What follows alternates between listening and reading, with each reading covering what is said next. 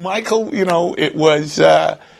had all kinds of issues, and, there was a lot of strangeness. And the bottom line, though, he was a very sweet guy. He was a lovely guy who had just unbelievable, death by celebrity, I think is a saying. But to have that kind of talent, the guy was incredible, I mean, it's so silly I'm getting upset, but he was an extraordinary, forgive me. I apologize, it's not like me. He was very, very, clearly something about Michael touched people.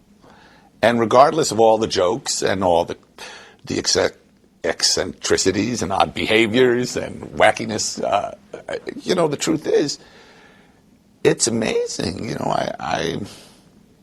I'm very privileged. I'm very lucky to have collaborated with an artist like that, someone so amazing.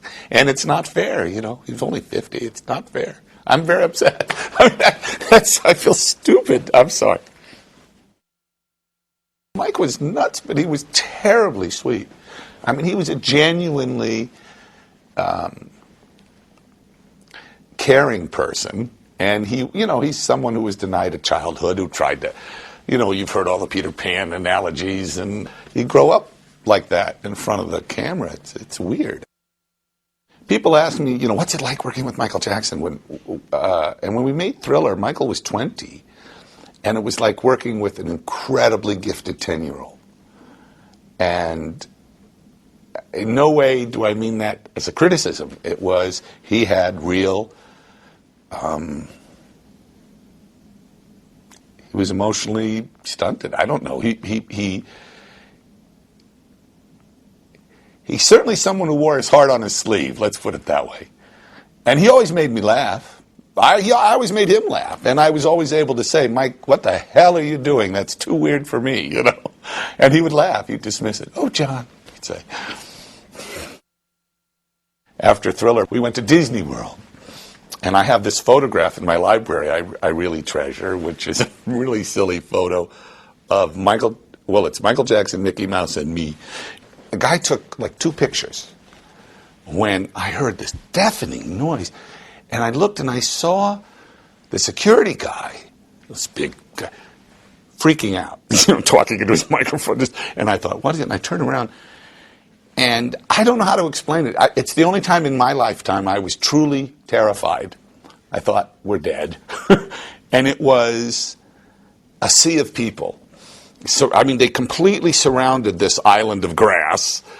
They were held back by this little chain. And when I say a sea of people, people as far as you could see in every direction, thousands of people. I don't know how many people, but thousands of people, all of whom were hysterical.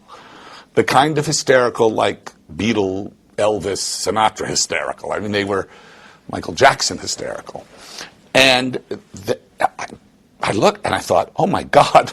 And it got louder, and the screaming. You had to shout to hear the person next to you because of the screaming. And they were, like there. And, at Disney World and Disneyland, the characters in those costumes are never allowed to speak. And, Mickey looks at me and goes, holy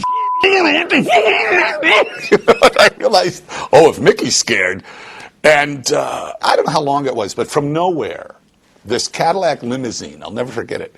I don't know where it came from, just Disney magic, this Cadillac limousine, and the security people grabbed Mickey, Michael, and me, all 3 of us, threw us into this car with Mickey's giant head, we're like, so there's Mickey, Michael, and me thrown into this car, and they slammed the doors, and the chains broke, and it was like the ocean, it was like surf. This wall of people came, like, the Sorcerer's Apprentice, like, around the car. And Mickey and I are just plotzing. The driver was going, I don't know what to do. I said, don't drive, you'll kill somebody. And Michael was like, hi, hello. Totally not fazed. I think Michael would have loved what people said.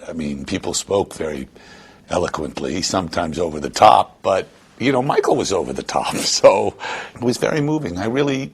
It was great. I'm very impressed with the whole thing. I'm glad I went.